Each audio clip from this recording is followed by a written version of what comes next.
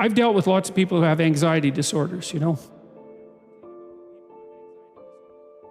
And one thing about people who have anxiety disorders is they are not mysterious to me. It's no problem for me to understand why people have anxiety disorders, or why they're depressed, or why they have substance use problems. The mystery to me is always why people don't have all of those things at once, because everybody has a reason to be anxious. In fact, we have the ultimate reason to be anxious because we know that we're vulnerable and we know that we're going to die. And how you cannot be anxious under those circumstances is a great mystery. It's a massive mystery. And the same thing applies with regards to depression. And then the same thing applies to some degree with regards to drug and alcohol abuse. As I said last week, there's plenty of reasons to drown your consciousness in alcohol, that's for sure. We could refer to the aforementioned anxiety and depression, not least. And the sorts of drugs that people are prone to take are chemicals that take the affective edge off the tragedy of life. So back to the issue of fear. Abraham is self-conscious, that's what this commentary says, but the thing is he moves forward despite that. He's self-conscious and he knows the danger, but he moves forward despite that. And that's actually the appropriate response in the face of actual non-naive understanding of what constitutes life. Like if you're naive and you move forward, it's like, well, what the hell do you know?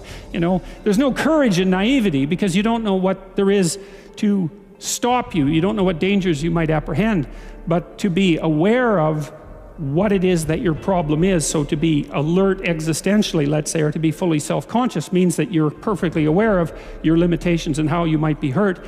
And then to make the decision to move forward into the unknown and the land of the stranger. Anyways, I would say that's one of the secrets to a good life. And I can say that really without fear of contradiction, I would say, because the clinical literature on this is very, very, very clear. What you do with people who are afraid, and to some degree depressed, but certainly anxious, is you lay out what they're anxious about, first of all, in detail. What is it that you're afraid of? What might happen? And then you decompose it into small problems, hypothetically manageable problems, and then you have the person expose themselves to the thing that they're afraid of, and what happens isn't that they get less afraid. That isn't what the clinical literature indicates exactly. What happens instead is they get braver. And that's not the same thing, right? Because if you get less afraid, it's like, well, the world isn't as dangerous as I thought it was, you know, silly me.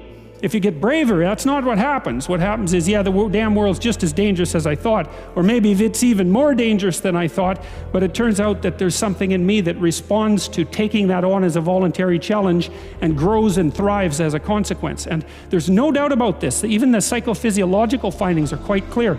If you impose a stressor on two groups of people, and on one group the stressor is imposed involuntarily, and on the other group the stressor is picked up voluntarily, the people who pick up the stressor voluntarily use a whole different psychophysiological system to deal with it.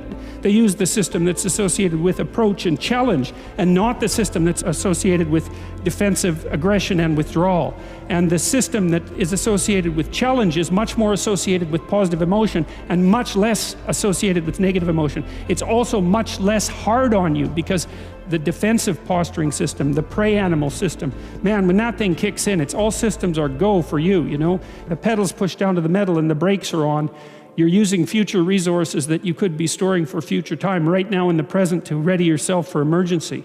So there's nothing simple or trivial at all about the idea of being called to move forthrightly forward into the strange and the unknown.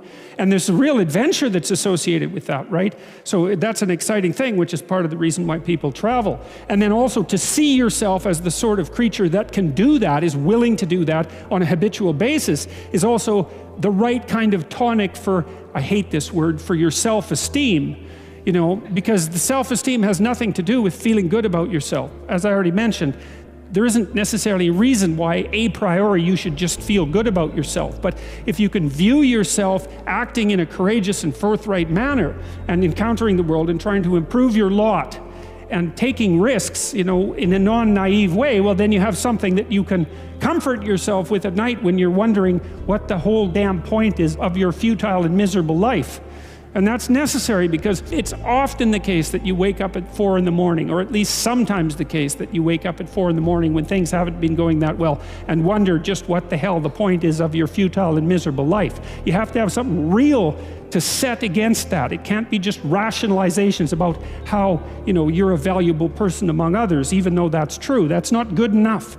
You need something that's more realistic to set against that. And observing courage in yourself is definitely one of the things